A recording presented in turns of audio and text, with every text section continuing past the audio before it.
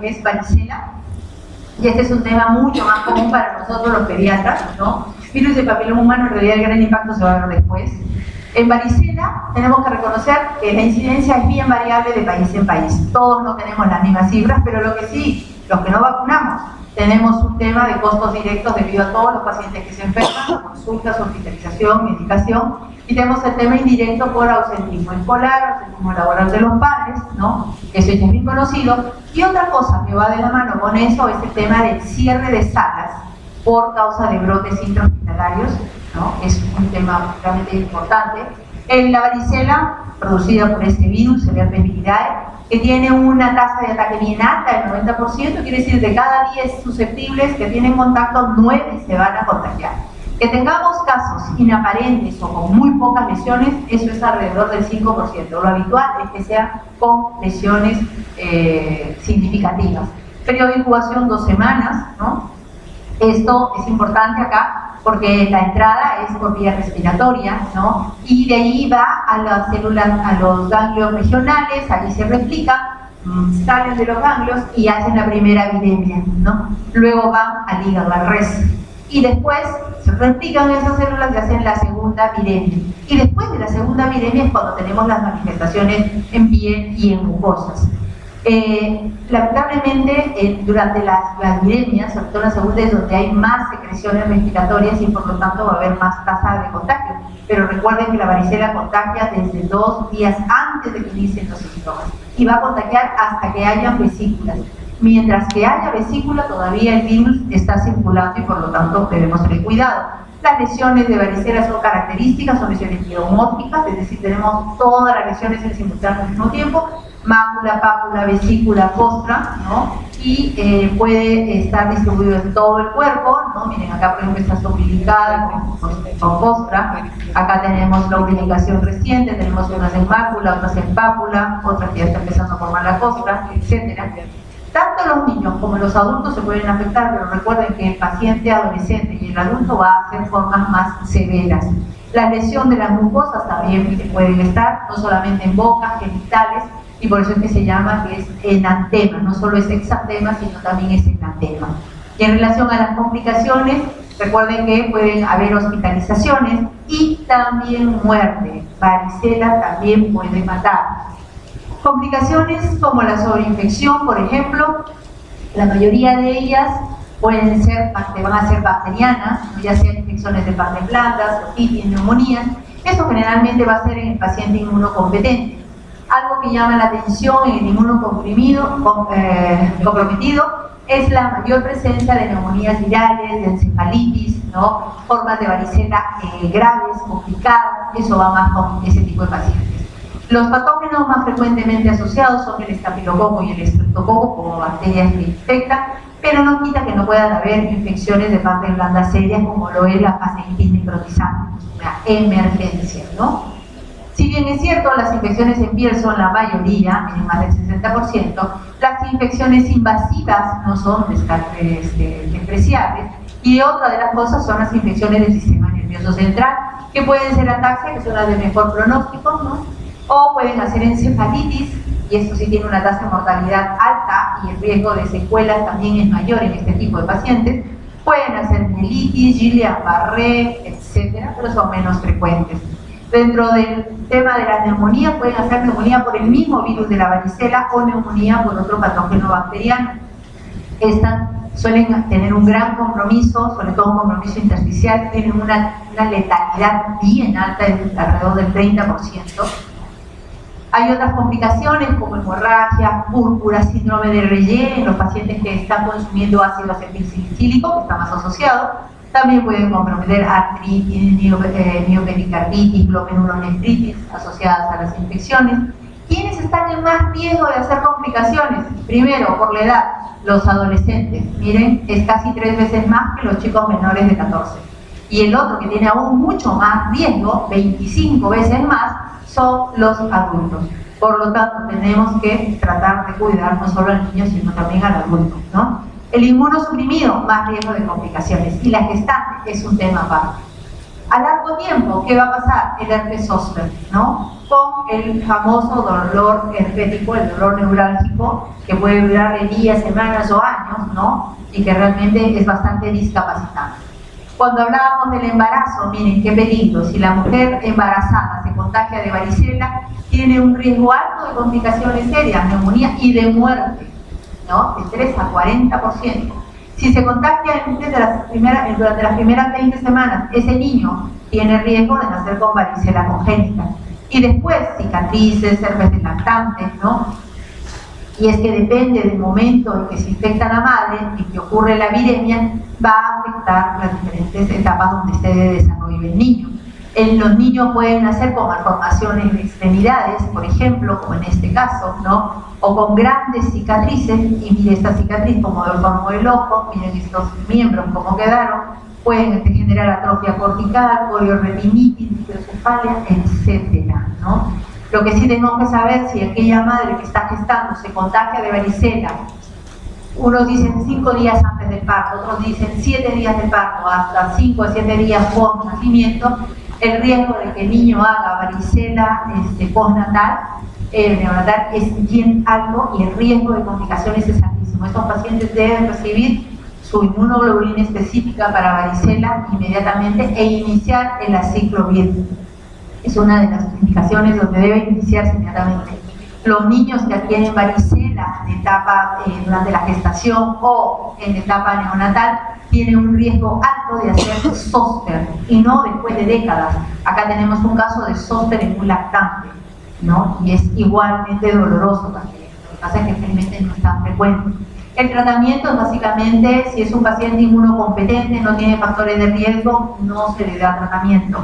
Pero si es un paciente que tiene condiciones de riesgo, hay que darles aciclovir por vía oral. En aquellos pacientes que tienen formas graves, el aciclovir se recomienda por vía endovenosa. El aislamiento debe ser para todos, ¿no? Todos los pacientes, sea cual sea la forma en que tengan varicela, no deben estar circulando. Recuerden, mientras que hay vesícula están contagiando, ¿no? Y no es tampoco para estar llamando a los vecinos. Hay un caso de varicela, como se hacía antes, lo llamaban a todos los vecinos para que se junten, para que se contagien. Hay que evitarlo, porque recuerden que la enfermedad puede dar complicaciones serias, ¿no? Eso, gracias a Dios, no han pasado mayores cosas que nos hayamos enterado, ¿no? El tratamiento con inmunoglobulina, ¿no? Es para aquellos pacientes con inmunodepresión, para los neonatos, ¿no? Para las embarazadas y para los prematuros, ¿no? El otro tema que tenemos que recordar es que no siempre la varicela es benigna, ¿no? Miren, neumonía, miren estas semejantes infecciones en piel y parte blanda, miren las lesiones, o pacientes que terminan en ventilación mecánica y a veces prolongada. Nosotros estamos ahorita con una paciente escolar que es una forma de varicela grave, severa, que se ha demorado en el ventilador mecánico casi 2 meses, con un compromiso neurológico devastador, y eso fue varicela. Entonces, por favor, recuerden que si bien las complicaciones más frecuentes son cutáneas, también hay complicaciones respiratorias que son importantes y aún neurológicas que pueden quedar con secuelas de estos pacientes. Nosotros podemos evitar gran parte de estas cosas si nosotros hacemos una buena vacunación. Y en cuanto a vacunas, tenemos que reconocer que hay 2 grupos grandes de vacunas. Las derivadas de la cepa OCA, que es la cepa original del virus de varicela con la que se comenzaron a producir las vacunas. Este virus no es que está salvaje, está atenuado, debilitado, les hacen pasajes para disminuir su agresividad, y esta es una cepa relativamente nueva, que es Surovac, es una cepa MAP6 que se usa en Corea. Estas vacunas en realidad han demostrado tener una buena reducción de lo que es los casos de varicela. Este es el estudio inicial de las vacunas grandes. Reducen, miren, más de que reducen en la 5ª parte más o menos los casos de varicela, ¿no? La vacuna está indicada en 2 dosis para el niño a partir del año de edad y un segundo refuerzo entre los 4 y los 6 años. Este es el esquema americano, pero los diferentes países han ido adoptando diferentes esquemas, ¿no? Incluso pacientes con condiciones de riesgo también tienen indicado. ¿Cuándo no indicar? Cuando hay inmunosupresión. Si no hay inmunosupresión, así tengas enfermedad hepática, neurológica, no hay por qué contraindicar la vacuna. Al contrario, hay que aplicarla. A nivel mundial hay diferentes escenas que dicen la importancia de la vacunación. Miren, OMS incluir la vacuna de contra la varicela, porque de esa manera se ha visto, que se ha demostrado, que se puede reducir la cantidad de casos de varicela, pero esa reducción con la vacuna tiene que ir de la mano con una buena cobertura. Quiere decir que tenemos que colocar la vacuna adecuadamente y a la mayor parte de la población, si no es toda. Si hacemos una buena cobertura de vacunación, nosotros podemos reducir más del 90% de los casos de varicela en la población. Miren lo que pasó acá en Estados Unidos. Ellos empezaron primero con una dosis, hubo una reducción, pero se dieron cuenta que en el grupo que entraba al colegio comenzaba el segundo brote. Entonces ellos comenzaron a colocar una segunda dosis y miren cómo cayó los casos de varicela y los brotes, ¿no? Esto tiene mucho que ver, esos brotes generalmente se daban, como decía, cuando estaban para entrar al colegio. En España también ellos comenzaron con su esquema con 2 dosis y miren cómo ha bajado la cantidad de casos de varicela. Hay varias vacunas en el mercado en la actualidad, ¿no? Y todas ellas nos hacen, excepto la coreana, hay una reducción global, ¿no? En general, no solamente de casos, sino también que hay reducción de lo que son las muertes por varicela, ¿no? Y eso lo vemos con todas las vacunas. Reduce el número de casos, ¿no? Con unas más, con otras menos, pero todas en general van reduciendo, ¿no? Y lo que es la tasa de hospitalización, también hay reducción de la tasa de hospitalización. Hay reducción de la tasa de hospitalización, también miren acá en Estados Unidos, miren la tasa de hospitalización cómo ha caído a lo largo de los años, y esto reduce riesgos, complicaciones y lógicamente también el tema de costos. ¿Qué ha parecido ahora último? Argentina fue uno de los primeros promotores hace unos años atrás en decir no voy a colocar 2 dosis de varicela, voy a colocar una dosis de varicela.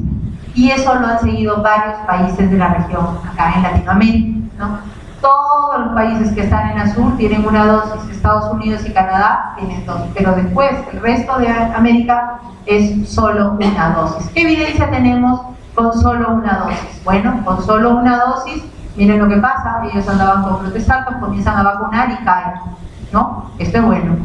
En lo que es la tasa de reducción de casos, ¿no? Por los diferentes grupos etarios, también se ve reducción en todos los grupos etarios. Lo que es hospitalizaciones, también reduce las hospitalizaciones.